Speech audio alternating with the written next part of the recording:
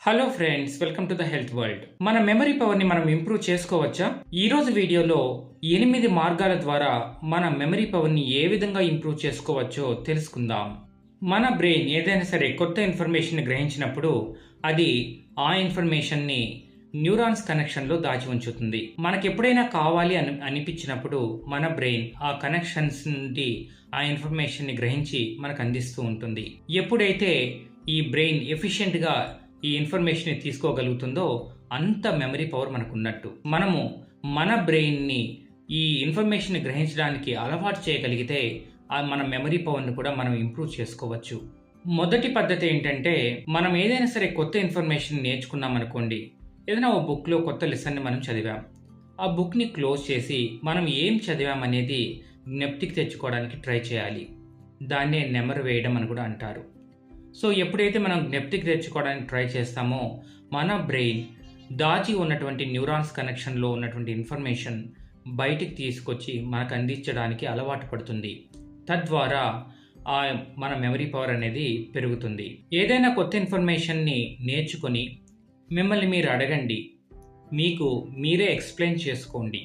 Suppose 5 points ఉన్నాయనుకోండి, ఆ 5 పాయింట్స్ని గుర్తుకు తెచ్చుకోవడానికి ట్రై చేయండి. మనం 5 టైమ్స్ని ఒకే టాపిక్ని చదవడం కంటే కూడా 5 టైమ్స్ని అది గుర్తుకు తెచ్చుకోవడానికి ట్రై చేయడం వల్ల అది మనం సమర్థవంతంగా నేర్చుకోగలుగుతాం మరియు గుర్తు కూడా పెట్టుకోగలుగుతాం. రెండవ పద్ధతి ఏంటంటే స్పేస్డ్ రిపిటేషన్ అండి. అంటే ఈరోజు చదివిన ఇన్ఫర్మేషన్ని రేపు కాకుండా ఎల్లుండి జ్ఞప్తికి తెచ్చుకోవడానికి ట్రై చేయాలి.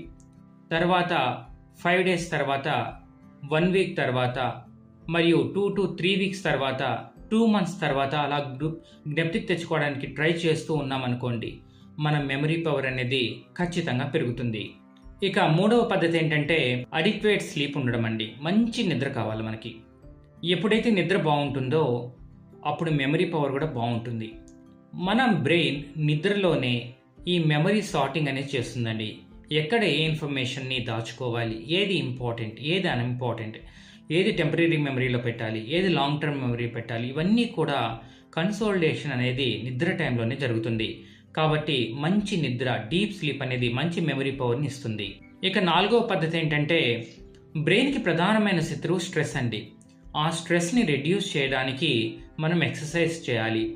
ఎప్పుడైతే ఎక్సర్సైజ్ చేస్తామో స్ట్రెస్ రెడ్యూస్ అవడమే కాదు, మన బ్రెయిన్కి కావాల్సినటువంటి ఎనర్జీ మరియు ఆక్సిజన్ ఈ రెండు కూడా అందుతాయి. అప్పుడు బ్రెయిన్ ఎఫిషియెంట్గా వర్క్ చేస్తుంది. ఇక ఐదవ పద్ధతి ఏంటంటే జతపరచడం అండి.